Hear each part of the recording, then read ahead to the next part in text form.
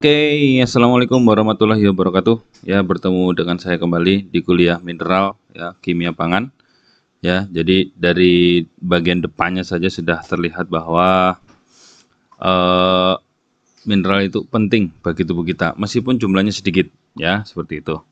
Oke, eh, mineral ya banyak dijumpai di mana? Banyak dijumpai di alam ini, ya, jumlahnya banyak, gitu ya. Bahkan kita punya national treasury, ya, jadi kita punya harta karun, negara ini punya harta karun, gitu ya, treasury-nya banyak, gitu ya. Contohnya di mana? Di Grasberg itu, yang di Freeport itu cuman AU-nya saja yang di apa namanya, yang ditambang, ya, sedangkan yang lain-lainnya harusnya tidak dibawa oleh Amerika, ya. Jadi seperti itu. Ingat dulu kita juga tahu bahwa negara kita itu merdeka tidak hanya dengan bambu runcing, ya, seperti itu. Nah, dari periodic table ini, ya, ini banyak yang berguna untuk makanan, gitu ya. Tapi kita perlu tahu bahwa di sini adalah manakah yang bersifat logam dan manakah yang bukan bersifat logam, ya. Jadi logam alkali, alkali tanah, gitu ya.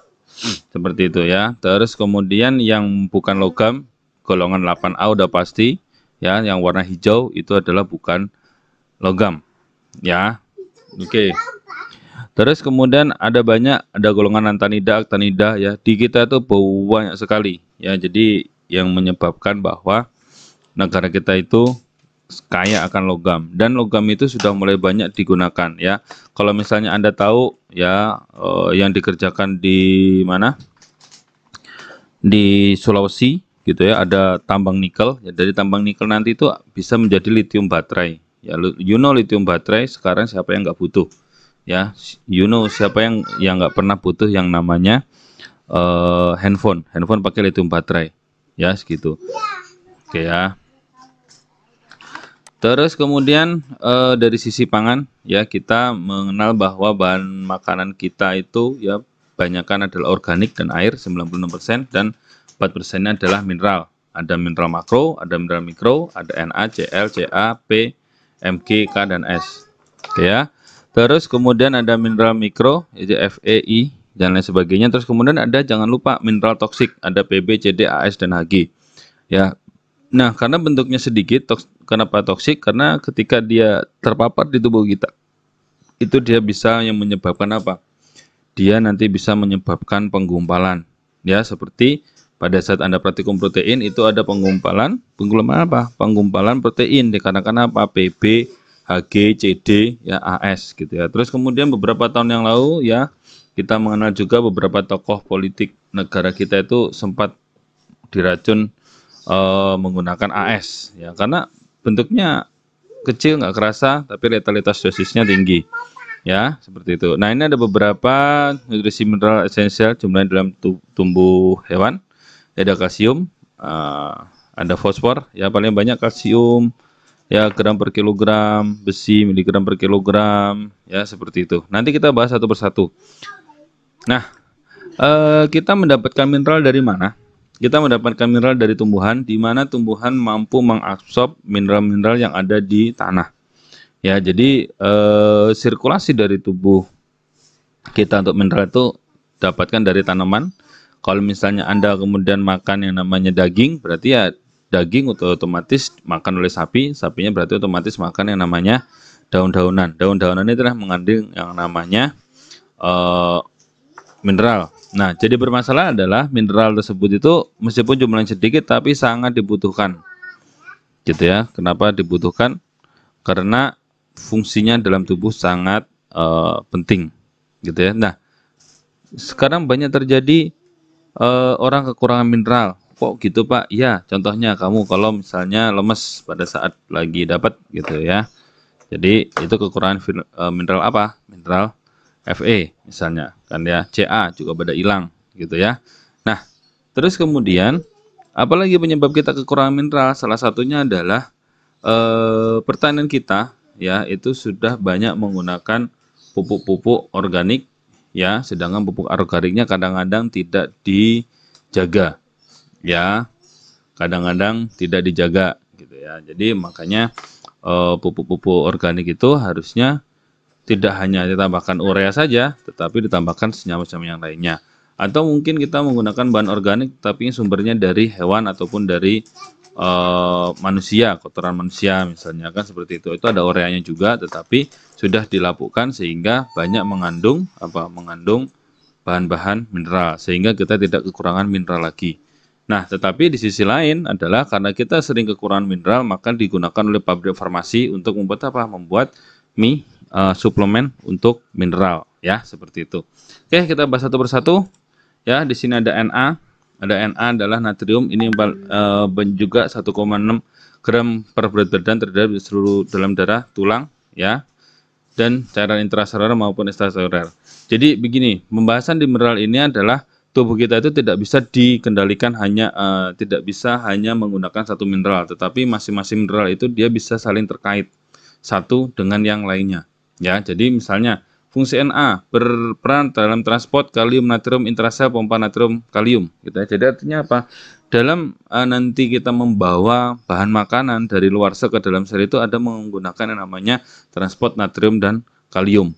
Ya, jadi antara natrium ada yang natrium yang dimasukin, ada kalium yang dikeluarin, ada yang kalium dikeluarin, ada natrium dimasukin. Nah, seperti itu. Terus kemudian menjaga tekanan osmosis, ya, tekanan osmosis. Terus kemudian menjaga permeabilitas membran, konduksi impuls saraf. Nah, di impuls saraf itu juga penting, ya, di mana Na itulah yang akan menggetarkan, ya, jadi ada reseptor di syaraf.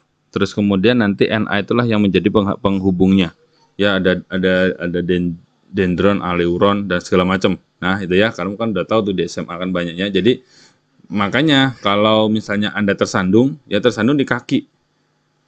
Dalam waktu sepersekian detik dengan adanya penjalaran dari Na tadi, ion-ion Na+, ya, gitu ya. Terus kemudian sebelum masuk otak, dia kan kalau dari kaki urutannya ya. Nah, dari kaki terus naik ke atas, sebelum otak ada apa? Ada mulut. Makanya mulutmu biasanya suka bilangnya astagfirullah gitu kan ya, gitu ya. Makanya itu yang normal gitu ya. Yang kalau nggak normal nying gitu ya. Terus kemudian nanti baru kemudian ada rasa sakitnya di mana? Di otak gitu ya, seperti itu. Jadi itu peran-peran dari si Na gitu ya. Terus kemudian berperan dalam penyerapan glukosa dalam ginjal dan usus atau melakukan janji gizi melewati membran sel, ya. Itu ada natrium dan kalium, ya. Oke, jadi regulasinya gimana? Kita tahu bahwa kalau misalnya seseorang itu beliaunya adalah penderita diabetes misalnya, ya. Terus kemudian yang terjadi apa? Penderita diabetes biasanya adalah kadar glukosanya tinggi. Nah, terus kemudian kadar glukosa tinggi itu terkadang ginjal tidak mampu menyaring. Ya, ginjalnya tidak mampu menyaring glukosa sehingga glukosanya dikeluarkan.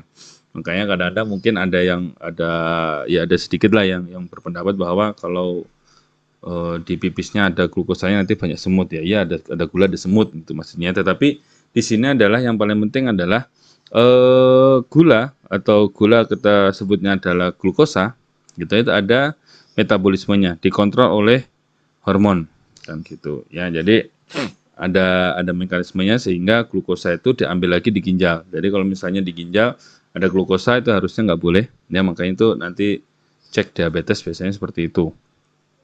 Ada beberapa cek kesehatannya.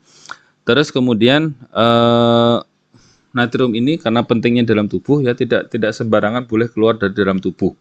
Makanya dari itu metabolisme ini dikontrol, dari si natrium ini dikontrol oleh namanya hormon aldosteron, ya, disekresikan oleh kelenjar adrenal, ya. Ini otomatis, jadi kita nggak usah ngitung, nggak usah ngatur, ya. Ini Gusti Allah udah ngaturin buat kita semuanya, gitu ya. Jadi ini udah otomatis sehingga mengakibatkan aman lah kita, ya, seperti itu, kecuali ada kelainan, ya.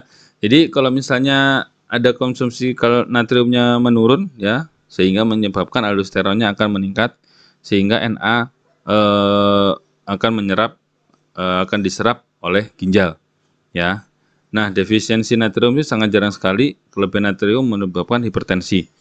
Jadi di era COVID ini, ya, hampir 39% pasien COVID itu yang meninggal karena ada komplikasi, ya, second wave-nya. Jadi artinya ada komplikasinya itu. Jadi gejala yang keduanya karena apa? Karena hipertensi. Hipertensi itu adalah pembunuh nomor 1. Ya, disusul oleh cancer kalau nggak salah, ya. Nah, hipertensi itu hubungannya dengan apa? Dengan yang namanya natrium dan kalium. Ya, natrium itu digunakan untuk memacu jantung, sedangkan kalium adalah untuk relaksasi. Ya, seperti itu. Jadi natrium dan kalium itu harus dijaga. Mungkin bagi Anda hari ini Anda yang masih muda belum merasakan seperti itu. Nanti next time, ya mungkin kalau punya umur panjang, ya sampai tua biasanya suka hipertensi. Makanya orang-orang hipertensi itu biasanya sukanya makan garam. Artinya makannya penuh dengan natrium. Ya, kita harus kontrol. Ya, kalau kita udah kontrol, misalnya pas puasa ini bagus juga nih buat kontrol. Ya, si natrium. Jadi kurangi garam. Ketika kita nggak makan, nanti lama-lama lidah kita itu akan terkalibrasi lagi. Ya, terkalibrasi gimana? Artinya kalau kita makan yang biasa, konsentrasi garam biasa, kita akan merasakan sangat asin sekali. Ya, sehingga kita kurangin. Ya, seperti itu. Oke, ini bagaimana si natrium dia berperan dalam transport. Ya, ini pompa natrium dan kalium. Ya, ini ada membran sel. Ya, ada kalium. Ya, yang tulisannya besar berarti dia lebih besar. Ya, kaliumnya lebih besar. Ya, Na-nya lebih kecil. Di dalam intrasel lebih kecil. Ya, sedangkan natrium di luar sel dia konsentrasi besar, sedangkan di dalam sel konsentrasinya kecil. Ya, seperti itu. Oke. Ini untuk apa sih, gitu ya? Jadi ketika kita memompa kalium, ya, memompa dari yang konsentrasi kecil ke konsentrasi yang besar, itu melawan gradien konsentrasi, sehingga kita butuh namanya ATP atau menjadi ADP atau namanya energi. Ya, dari adenosin tripolifosfat menjadi adenosin dipolifosfat, gitu ya. Oke. Nah, karena dia melawan gradien konsentrasi, maka ya membutuhkan ATP. Ya, jadi 3Na. Jadi di sini terlihat bahwa di sini ada 3, 1, 2, 3. Nah, berarti nanti dikeluarkan berapa? 3 natrium masuk ke sana. Nah, ini namanya kanal. Ya, jadi di ilmu biokimia itu ada namanya kanal. Jadi ketika kita memasukkan sesuatu ke dalam sel tubuh kita itu tidak sembarangan, gitu ya. Jadi nggak keluar masuk seenaknya dewe, itu enggak ya. Kalau begitu nanti bahaya, gitu ya. Tetapi dia keluar masuknya ada kanal. Nah, dari kanal ini nanti untuk membuka kanal ini, ya kita memasukkan Na-nya ini membutuhkan ATP, ya, dan ADP. Ini nanti kemudian dia nutup, ya, terus kemudian yang bagian sebelah ujung sini dia nanti akan membuka, akan merilis si Na-nya. Nah, ketika sudah rilis Na, nanti akan berubah menjadi apa? Menjadi yang kaliumnya. Ya, jadi akan berubah ya menjadi kalium. Jadi kalau di sini Na adalah yang bulat-bulat, ya, nanti ketika masuk si kaliumnya itu menjadi kotak-kotak. Ya, kotak-kotak. Terus kemudian nanti ketika kalium masuk, itu yang paling penting lagi adalah apa? Dia bisa memasukkan yang namanya glukosa. Ya, seperti ini, ya, dari sini, ya.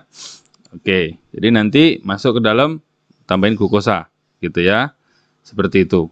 Oke, jadi pompa natrium dan kalium dia akan seperti itu, ya. Jadi glukosa jadi masuk. Jadi dengan gradien inilah tubuh kita itu sangat efisien sekali, ya, dalam melakukan sintesis untuk kebutuhan energi kita. Jadi jangan sampai salah bahwa ya kita makan nggak makan itu tetap aja harusnya bisa hidup, ya, dengan sedikit makan. Makanya nggak boleh lupa itu adalah kalau air itu nggak boleh lupa, ya, tetapi kalau makanan bisa lebih tahan lebih lama. Mungkin kita 2 hari nggak minum air mungkin mati mungkin, ya, tapi kalau makanan kita bisa lebih dari seminggu kita mungkin masih bisa hidup, ya, apalagi kayak kalian, ya, gemuk-gemuk sehat-sehat gitu kan, ya. Oke, jadi ini ada peran pentingnya, ya, dari transport natrium dan kalium itu nanti dia bisa membawa glukosa. Nah, dari glukosa itu nanti kita bisa pecah jadi glukosa menjadi asam pirufat, kemudian masuk siklus Krebs, ya, totalnya ada berapa ATP, ya, ada banyak ATP, ya, seperti itu. Nah, dari ATP pun juga lebih detail lagi bisa, ya, nanti berapa ATP-nya, gimana cara bikin ATP-nya, segala macam ada. Nah, ini adalah gambar dari gambar dari ginjal kita. Ya, jadi ini ada from renal artery. Jadi yang warna merah ini adalah si darah. Ya, ini ada masuk ke glomerulus, ya ada renal kapsul, ada glomerulus filter water 100%. Nah, harusnya di sini yang keluar hanyalah yang dibuang oleh tubuh gitu ya. Tetapi terkadang kan dalam bentuk ion ya, terus kemudian nanti diserap lagi di renal tube atau kanalikuli ya kalau nggak salah namanya. Ya, masuk sini.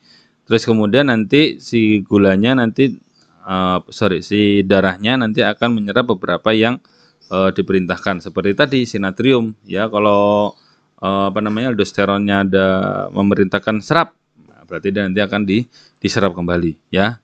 Termasuk yang keluar di sini adalah ada urin dan segala macam ya, hasil metabolisme. Oke ya. Oke. Terus kemudian ada kalium ya. Ada kalium ya, tadi kita tahu bahwa kalium itu dia bekerja plus dengan si Na ya. Oke. Terus kemudian bersama natrium mempertahankan keseimbangan air ya segala macam ya, Na untuk kontraksi, K untuk relaksasi. Jadi kalau misalnya Anda suka marah-marah gitu ya, jadi nanti kurangin garamnya. Ya, sedangkan nanti untuk K itu untuk relaksasi. Jadi lebih santuy gitu ya. Terus kemudian oke ya, pengaturan aktivitas neuromuskular, merangsang pertumbuhan sel ya, terus kemudian menjaga fungsi jantung, otot ya. Nah, ini adalah mineral juga untuk ya aktivasi enzim piruvat kinase ya, aktivasi enzim piruvat kinase ya, menjadi apa? Dari karbohidratnya ya, seperti itu. Jadi dari karbohidrat nanti piruvat kinasenya aktif, nanti menjadi yang lainnya. Nah, sumbernya buah-buahan, sayur-sayuran, daging segar, produk kulang susunya ya. Jadi biasanya yang banyak itu adalah sumber kalium ini adalah di pisang ya. Teman saya ada yang defisiensi kalium ya, gangguan pencernaan, detak jantungnya nggak stabil, kurang bertenaga, sakit hati, muntah-muntah, luka bakar, lemas. Yang jelas dia kurang kalium itu hipokalemia, itu dia lemas sekali. Teman saya itu kalau keserang pas lagi kurang kalsium banget ya, dosen di sekolah vokasi, itu dia bisa 2 hari diranjang nggak ngapa-ngapain, nggak bisa digerakin badannya ya, makan aja disuapin sama istrinya gitu ya. Makanya sekarang dia suka makan pisang gitu ya. Jadi kita sebutnya sebagai Mr. M gitu ya, nggak apa-apa ya, namanya temen itu kan begitu. Kalau namanya temen itu udah bisa panggil bro, itu udah tingkat paling tinggi gitu ya. Oke, terus kemudian kita ada klorida ya. Biasanya Anda makan garam itu kan namanya Cl, natrium klorida gitu ya. Oke, mempertahankan osmotik, distribusi air, kesetimbangan anion kanion. Nah, si klorida ini pun nanti bisa digunakan sebagai anti mikroorganisme ya, sebagai aktivator pepsinogen dan aminase. Kita tahu bahwa Cl ini nanti akan bersamaan dengan hidrogen menjadi HCl, itu yang akan menyebabkan lambungmu itu pH-nya berapa? 2, 1 sampai 2 ya, artinya pH lambungmu tak asam. Nah, makanya kalau terlalu asam ya, terlalu asam sekali nanti kamu sakitnya lambung. Kayak lambungmu luka-luka gitu ya, apa yang namanya mah ya gitu ya. Jadi namanya sakit mah kalau kata kalian semuanya gitu ya. Makanya terus kemudian dikontrol oleh apa?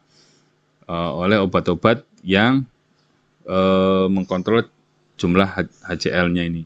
Ya, jumlah HCl terlalu banyak akan menyebabkan luka lambung. Ya, lambung ngasilin tapi dia bisa luka ya, bisa aja. Gitu ya, sama.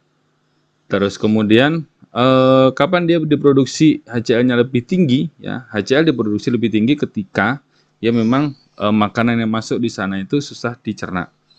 Nah, seperti itu ya, misalnya misalnya Anda suka makan daging gitu ya. Jadi produksi asam lambungnya nanti juga akan meningkat. Nah, dari pH 2 tadi itu biasanya mikroorganisme itu dia akan mati kecuali dia punya dinding sel yang sangat tebal sekali.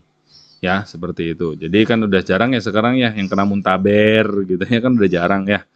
Tapi mungkin banyak kan faktor psikologisnya. Kalau zaman saya dulu mungkin sering kena muntaber, banyak yang kena muntaber ya dari bakteri gitu ya. Karena kenapa? Karena mungkin pola makannya nggak teratur dan makanya gizinya nggak seimbang. Kalau sekarang kan kamu gede-gede ya, gino-gino, tahes-tahes gitu ya. Jadi jarang lah yang kena muntaber ya seperti itu, kecuali kamu makannya benar-benar jorok sekali gitu ya, beli di pinggir jalan gitu ya, pas lagi nggak fit tapi beli di pinggir jalan, bisa kena muntaber ya, karena apa, HCl-nya tidak membunuh si mikroorganisme ya. Terus kemudian HCl ini sebagai aktivator pepsinogen dan amilase ya, amilase itu untuk memecah karbohidrat, pepsinogen untuk menyebabkan memecah namanya protein ya. Sumber natrium klorida ya banyak dari garam dapur ya, NaCl ya, maksimalnya 6 gram per hari orang dewasa gitu ya. 6 gram itu bukan kamu makan ini doang loh ya, bukan kamu makan garam terus 6 gram udah selesai hari ini, enggak. Padahal kan makananmu yang lain juga banyak mengandung garam ya. Terus kemudian sindrom defisiensi, saya kira jarang ya orang kekurangan NaCl, tapi bisa jadi ada ya, nafsu makan mengurang ya, kelemahan otot, kelembaban, kalsium dan metabolisme. Oke, terus kemudian ada kalsium ya, ini banyak ya, 20 gram per berat badan ya, per kilogram berat badan ya, artinya per kilogram berat badan bukan PB ya. Oke, jadi semua kandungannya 20 gram per kilogram berat badan ya, biasanya banyak di tulang dan gigi ya. Terus kemudian fungsinya pembentuk tulang dan gigi ya, ada osteoblast, osteosit dan osteoklas. Oke, ini tugas bagi kalian, cari video tentang osteoblast, osteosit, dan osteoklas ya, di mana tulang kita itu kalau Anda suka makan ini ya, suka makan ayam ya, terus kemudian tulangnya dimakan enggak tuh? Kalau enak biasanya di tulangnya dimakan. Nah, ketika nanti di tengah-tengah itu dia akan kosong ya. Nah, kosong. Nah, apakah itu tulang kita nggak tumbuh? Tulang kita tumbuh, tetap tumbuh. Ya, sampai kapan? Kalau kalian sampai umur 22, 21 gitu ya, makanya ada yang jadi giant ya, gede-gede sekali. Kalau misalnya Anda kurang tumbuh tinggi gitu ya, berarti memang ada banyak faktor. Salah satunya adalah faktor genetis. Ya, faktor genetis bisa menyebabkan Anda bisa kurang tinggi gitu ya. Nah, yang paling penting di sini ada osteoblast, osteosit dan osteoklas adalah mereka inilah yang menyebabkan kita bisa tumbuh besar ya, diregulasikan ya, diregulasikan ada CA dan yang lain sebagainya, diregulasikan sehingga mengakibatkan di dalam sel, di dalam tulang itu bisa terlihat kopong ya, artinya isinya udara ya, biasanya ada cairan kalau masih hidup dia gitu ya. Terus kemudian nah, di sini ada osteoblast, jadi ada yang bagian menghancurkan tulang ya, ada yang bagian nanti membangun tulang, ada yang bagian menjaga ya, itu nanti Anda harus pahami ya. Terus kemudian ada stimulasi ATPase ya, jadi untuk membuat ATP. Terus kemudian proses biologis, ada yang saraf juga, ada enzim menjaga fungsi jantung ya, segala macam. Terus kemudian terkadang kita makan makanan terus kemudian di situ ada yang namanya asam oksalat ya, bukan asam oksalat yang dipakai untuk NaOH bukan ya, tetapi asam oksalat yang ada di tanaman itu bisa jadi dia nanti akan menyebabkan penyerapan CA terganggu. Terus kemudian fungsi CA juga yang penting juga adalah pengumpulan darah ya, pengumpulan darah ya, terus kemudian aktivitas enzim ya, terus kemudian sumbernya dari tofu dan segala macam ya. Kekurangan kalsium adalah osteomalacia dan osteoporosis, tulang lembek dan massa tulang tipis ya. Jadi karena kita terus-terusan dirombak terus gitu ya, dan juga di beberapa bagian tubuh yang lainnya juga dia membutuhkan CA, maka massa tulang ini pun bisa berkurang ya. Jadi kalau di tempat lain membutuhkan CA yang banyak gitu, misalnya kalau Anda yang wanita gitu ya lagi dapat gitu ya, kan itu nanti kan darahnya dikeluarin, CA-nya juga dikeluarin gitu ya, jadi hilang, makanya dia harus tambah gitu ya. Nah, kalau misalnya dia nggak nambah, berarti dia nanti akan ngambil di massa tulang. Nah, jadi tulangmu akan semakin lama semakin tipis, nanti terjadi osteoporosis ya, seperti itu. Terus kemudian ini beberapa regulasi dari enzim oleh CA ya, rilis intraseluler CA, aktivasi protein kinase C segala macam ya. Oke, nah ini adalah massa tulang ya. Dan ada osteon, ada tuberculais, SpongeBob ya, SpongeBob gitu ya, Haversian kanal ya, segala macam ya. Ini yang penting ada lamella dan canaliculi ada di sini gitu ya. Terus kemudian nah inilah nanti yang akan dirombak. Ya, jadi dirombak terus kemudian nanti diisi lagi, rombak isi lagi. Kok seperti itu? Agar supaya apa? Agar supaya tulang kita itu terjaga. Gitu ya. Jadi dirombak itu yang mungkin di bagian lain butuh atau memang sengaja dirombak nanti ditambah lagi. Ya, seperti itu. Terus penting juga adalah fungsi dari dari CA. Nah, ini untuk apa? Untuk pembekuan darah. Ya, dari misalnya ada tanganmu luka gitu ya, terus kemudian ada trombosit pecah. Ya, trombosit pecah menyebabkan ada vitamin K. Kita juga butuh vitamin K. Minggu kemarin sudah terang dari Bu Atri. Terus kemudian di hati ya akan menyebabkan protombin ya, protombin kemudian menyebabkan ya adanya Ca2+ ya, ada tromboplastin ya, menjadikan dia jadi trombin ya. Jadi ketika trombosit pecah ya, aktivatornya adalah tromboplastin ya, yang menyebabkan protombin menjadi trombin ya. Tapi harus ada si Ca2+ gitu ya.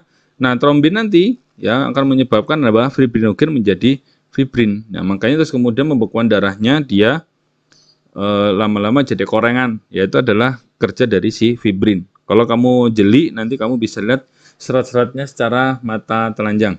Ya, jadi kalau kamu jeli, tapi ya kamu nggak usah juga sekarang menyayat urat nadi di di tanganmu, nggak usah juga, nggak penting. Nanti kalau pas lagi kena luka nggak sengaja aja ya. Nanti kelihatan di situ ada fibrinnya. Ya, yang menyebabkan apa? Tadi yang bagian yang terluka tadi akan menutup ya, seperti itu. Ya, sehingga sel darah merahnya tidak akan keluar lagi ya. Kalau keluar terus menerus yang terjadi apa? Bisa jadi dia akan menyebabkan kurang darah ya, seperti itu. Terus kemudian ada fosfor ya. Fosfor juga besar juga 10 gram per kilogram berat badan. Gitu ya. Untuk berhubungan tulang, gigi ya, ada kalsium fosfat, ada hidroksiapatit dan tidak larut air ya. Jadi gigimu itu kan nggak larut air tuh. Coba bayangin kalau gigimu larut air gitu ya. Nah, jadi pas minum air kamu larut itu ya enggak ya, makanya itu namanya hidroksiapatit ya. Jadi di situ sehingga menyebabkan apa? Menyebabkan dia tidak larut dalam air. Jadi kalsium fosfat menjadi hidroksiapatit tidak larut dalam air. Nah, fosfat itu selain sebagai tulang dan gigi, dia juga bisa untuk transfer energi. Tadi di mana? Di ATP ya. Terus kemudian ada DNA, ada ribonukleik acid ya. Deoksiribonukleik acid ya, ada DNA dan ada RNA, itu dia disambungkan oleh yang namanya fosfor. P itu kan dia 6 tangannya ya, seperti itu. Terus kemudian fosfolipid untuk struktur sel. Jadi struktur sel itu ada fosfolipidnya. Jadi misalnya nanti seperti sekarang COVID itu ada reseptornya ya, bisa jadi reseptornya ada termasuk fosfolipid. Jadi fosfolipid itu adalah lipid yang berikatan dengan si fosfat ya. Fungsi yang lain juga adalah untuk menjaga fungsi jantung ya, segala macam. Nah, kerusakan tulang ya, gejala cepat lelah, lemah, otot nafsu makan itu dikarenakan adalah defisiensi dari si fosfor ya, tetapi memang jarang sekali ya, seperti itu. Tapi biasanya kalau misalnya Anda bayi prematur ya, saya punya teman saya tuh bayi prematur 7 bulan udah keluar gitu ya. Terus kemudian karena ibunya sudah tahu, jadi dia asupan gizinya meningkat, sekarang pinternya naudzubillah ya, pinter banget maksudnya. Kemudian nah inilah ada yang namanya ATP, ADP gitu ya. Jadi ATP, ADP yang ada di transport sel ya, ada ATP, ada ADP ya, adenosin tripolifosfat. Nah, di sini ketahuan bahwa PO-nya ini, nah ini ada 3. Terus kemudian kalau dia hilang untuk energi dan nanti tinggal 2 ya. Anda bisa tanya ya, kok bisa Pak energinya seperti itu? Nanti ada mekanismenya gitu ya. Terus kemudian yang sebelah kanan ini adalah, nah ini P di sini adalah untuk hidrogen bond antara ribosa, gula ribosanya. Nah, ini adalah dihubungkan dengan si P ini untuk yang namanya ATP. Nah, kemudian di bagian bawah ini ya, di bagian bawah ini adalah bagaimana ATP itu dibentuk dari NADPH, NADH, ada FADH ya, yang dari siklus Krebs ya, itu nanti akan masuk ke yang namanya ini masuk ke yang namanya rantai transfer elektron ya. Di sini ada ADP, terus kemudian tambahkan si fosfat. Awalnya fosfatnya bentuk anorganik menjadi bentuk organik ya, seperti itu. Terus kemudian ada magnesium ya, Mg, fungsinya adalah aktivator enzim peptidase dan fosfatase ya. Ya, enzim itu diperuntukkan di mana? Ya di dalam sel ya. Bisa untuk sintesis ATP, kita ada namanya ATP-Mg yaitu untuk sintesisnya. Terus kemudian magnesium itu sebagai MgSO4 itu kita bisa gunakan sebagai pencuci perut ya, atau kalau kita bilang seperti garam London ya, seperti itu. Terus kemudian sumber biji-bijian, kacang-kacangan, sayur-sayuran ya, sumbernya dari sana. Dan defisiensinya kecil sekali karena memang kita juga butuhnya cuma 0,4 gram per kilogram berat badan ya. Dan terjadi biasanya insomnia, ya lemah otot, kejang kaki, tremor, ukuran Mg ya. Jadi biasanya kalau kalian mengalami seperti itu, segeralah makan makanan biji-bijian, kacang-kacangan ya, seperti itu. Terus kemudian ada sulfur ya, 1,5 gram per kilogram berat badan ya. Oke. Terus kemudian dia sulfur itu ada di mana? Ada di asam amino, ada metionin, sistein, sistin. Terus kemudian ada di insulin, ada heparin, itu dia juga sebagai ada sulfurnya. Ya, kenapa ada seperti itu? Ya, kita tahu fungsi sistein ya yang ada sulfurnya adalah untuk apa? Untuk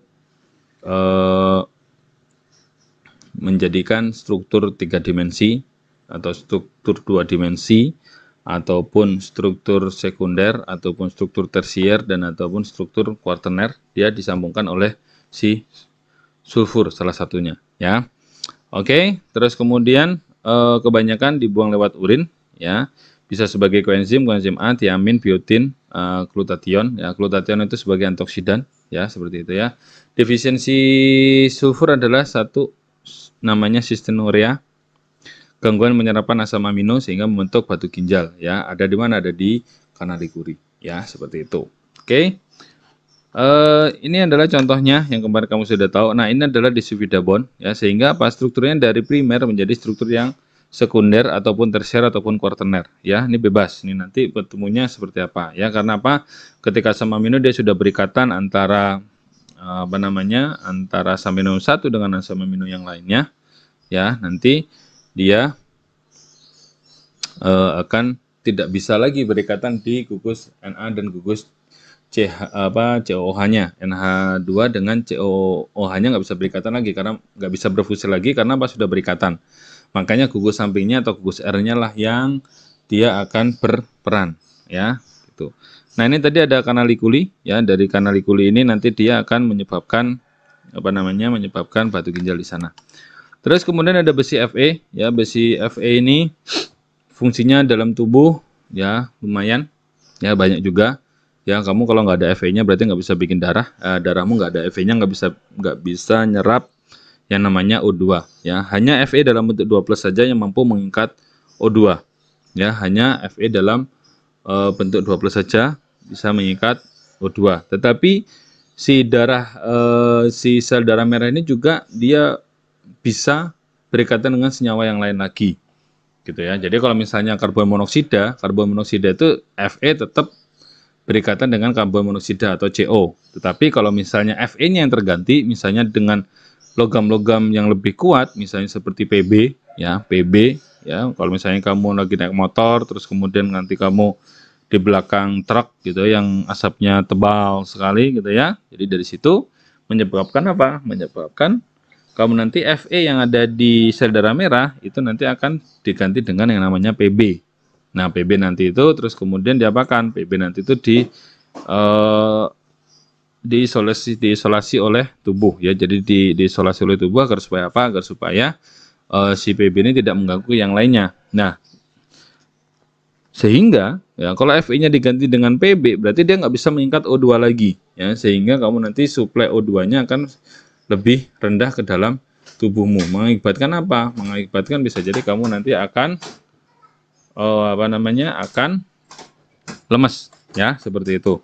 Nah, sumbernya dari mana? Dari bahan-bahan yang mengandung Fe ya, gitu ya. Ada mungkin daging ya, daging-dagingan yaitu banyak mengandung Fe, sereal, ada bayam, ada telur ya, seperti itu. Tetapi karena Fe itu kita juga tidak perlu juga untuk makan darah gitu, kayak vampir itu dia makan darah, nggak perlu juga. Kita kekurangan Fe, kita tinggal beli suplemen saja ya, atau kita makan daging yang banyak, makan steak misalnya gitu ya, makan rendang gitu ya, itu kan sumber dari si Fe ya. Jadi nggak perlu juga Anda makan dadih atau makan makan darah dari dari darahnya sapi, kayak dari darahnya manusia apalagi ya, nggak perlu ya. Oke, nah biasanya siapa yang butuh Fe? Yang butuh Fe itu orang-orang yang suka mengeluarkan darah, gitu ya. Orang-orang yang suka mengeluarkan darah tiap bulannya, ngeluarin darah itu butuh Fe, ya. Selain Fe tadi butuh apa juga? Si Ca juga, ya seperti itu, ya. Karena apa? Karena anemia bisa jadi imunitasnya turun, serangan jantung, kanker, dan segala macam. Nah di era COVID ini kita penting sekali untuk apa? Untuk meningkatkan imunitas tubuh, ya seperti itu. Nah, ini adalah untuk si red blood cell ya. Kita ingat kalau red blood cell yang bentuknya bulat itu berarti ada 4 grup. Ya, ada alpha gennya ada 2, terus kemudian beta gennya ada 2. Kalau yang separuh atau bulan sabit itu ada alpha gen dan ada beta gen saja.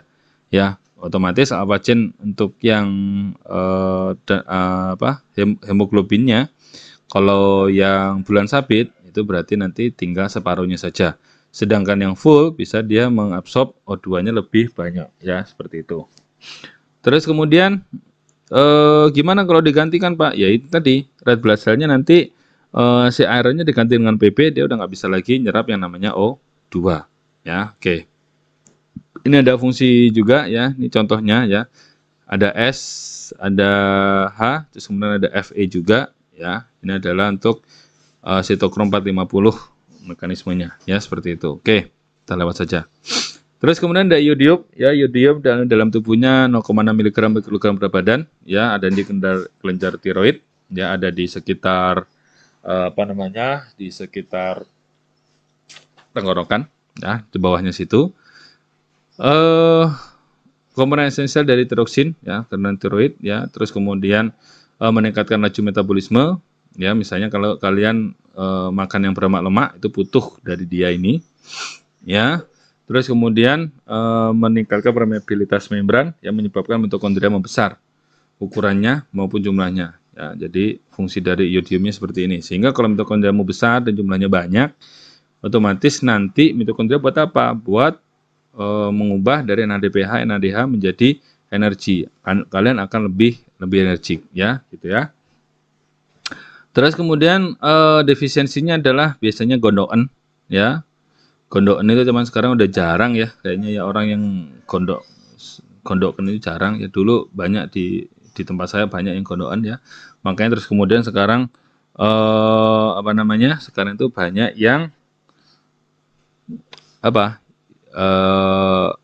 bahan-bahan yang ditambahkan dengan iodium. Contohnya adalah garam dapur ya, garam dapur, atau ada lebih tepatnya adalah garam meja. Ya, garam meja itu garam beriodium. Ya, di mana menambahkan garam itu adalah di meja. Pada saat mau makan kurang asin, tambahin garamnya. Kenapa? Karena iodium itu nanti ketika dia dimasak, ketika kena panas, iodiumnya keluar.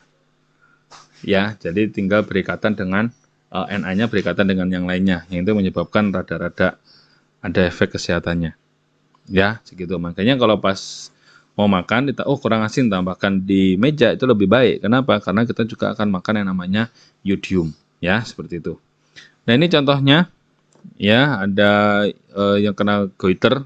Jadi semakin tinggi, semakin kurang iodiumnya, maka kelenjar gondoknya akan semakin tinggi. Agar supaya apa? Penyerapan si iodiumnya akan lebih banyak gitu ya. Terus kemudian sebelah bawah ini adalah kekurangan yang namanya iodium ya, kretinisme, atau dia cebol atau kerdil ya, seperti itu ya, gitu. Oke. Kalau di kanan adalah bagaimana pembentukan dari si tiroglobulin-nya ya, dari iodin ya, masuk ke dalam seperti itu. Terus kemudian ada mangan ya. Mangan ini adalah penting juga untuk apa? Agar Anda tidak epilepsi ya. Terus kemudian depresiensi, kelainan tulang dan segala macam, kita juga butuh mangan, tapi meskipun sedikit ya. Nah, Mn ini kofaktor enzim piruvat karboksilase, superoksida dismutase, ini adalah untuk beberapa enzim-enzim yang hubungannya dengan yang namanya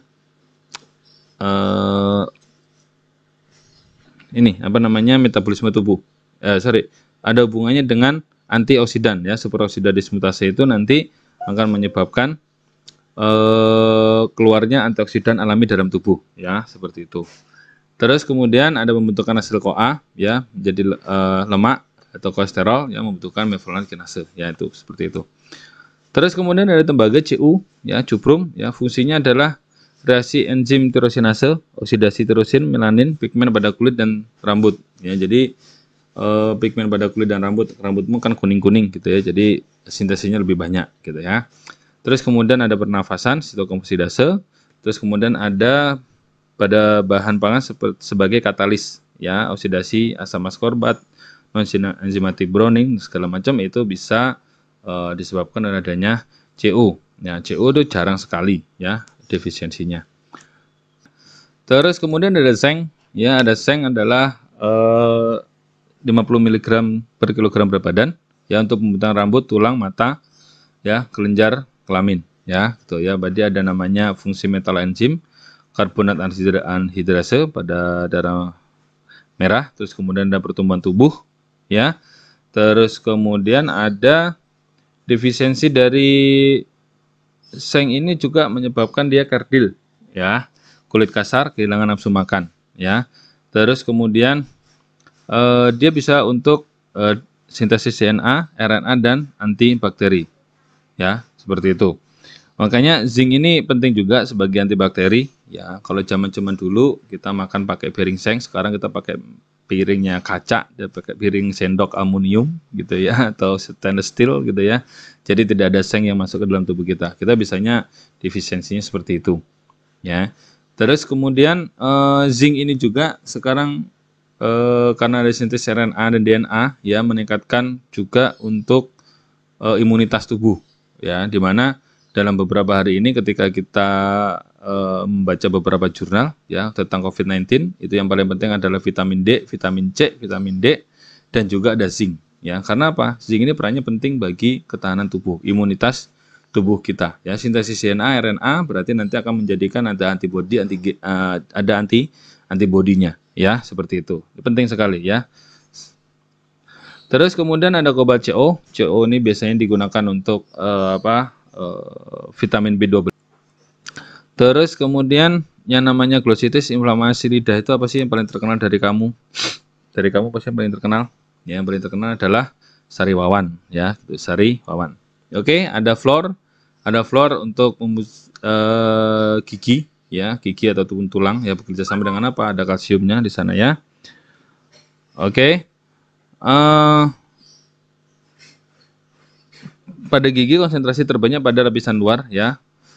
Perbaikannya dengan kontak fluor dengan gigi ya. Jadi makanya beberapa pasta gigi dia mengandung yang namanya fluor ya, seperti itu. Terus kemudian mekanisme gimana agar supaya si gigi kita itu kuat gitu ya. Jadi ada kalsium, terus kemudian ada fluor, ya, ada kristal hidroksil, ada hidroksiapatit tadi yang di atas, ya, akan menyebabkan fluorida, ya, yang akhirnya apa, nempel di dalam gigi kita, gitu ya, yang ada di dalam gigi kita sehingga dia kuat dan tidak ini, tidak lemah, gitu ya, seperti itu. Terus kemudian ada Cr, ya, ada kromium, ya, kromium kadar tubuhnya sangat sekali, berperan dalam glukos toleran. Ya, waktu yang diperlukan gula darah menjadi normal ya. Jadi ketika kita gitu ya, ketika kita masukkan glukosa dalam tubuh kita, terus kemudian gula darah kita otomatis akan meningkat ya. Ketika glukosa darah meningkat ya, yang terjadi apa, kita akan lemas biasanya ya. Habis makan itu kan lemas ya, apalagi habis puasa kamu makan kolak, makan es buah, terus kemudian makan gorengan, makan nasi 2 piring, makan soto gitu ya, kamu langsung lemas nanti kan. Nah, di situ ada fungsi dari kromium juga untuk mengatur darah Anda menjadi normal kembali ya. Untuk penderita diabetes biasanya ngaturnya rada susah ya, karena mereka sudah insulinnya sudah berkurang dan segala macam ya. Oke. Mungkin itu saja dari beberapa mineral-mineral penting yang ada di sini ya. Saya yakin pasti banyak pertanyaan gitu ya. Jadi makanya silakan Anda bertanya. Nanti di akhir ada sedikit tentang penyerapan materi dari kalian ya, di kaliannya. Oke, ada kuisnya, nanti waktunya 15 menit, segera dikerjakan ya, jangan sampai ditunda. Oke, saya akhiri. Assalamualaikum warahmatullahi wabarakatuh.